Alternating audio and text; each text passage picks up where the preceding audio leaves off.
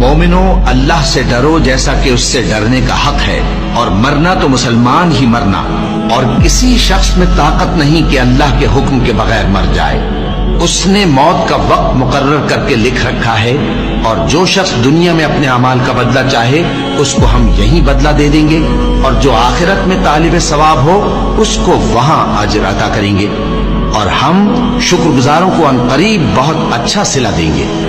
ہر شخص کو موت کا مزہ چکھنا ہے، اور تم کو قیامت کے دن تمہارے اعمال کا پورا پورا بدلہ دیا جائے گا۔ تو جو شخص دوزخ سے دور رکھا گیا اور بہشت میں داخل کیا گیا وہ مراد کو پہنچ گیا۔ اور دنیا کی زندگی تو دھوکے کا سامان ہے۔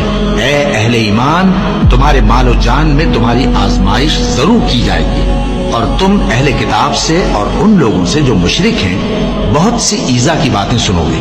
تو اگر صبر اور پرہیزگاری کرتے رہو گے تو یہ بڑی ہمت کے کام ہیں۔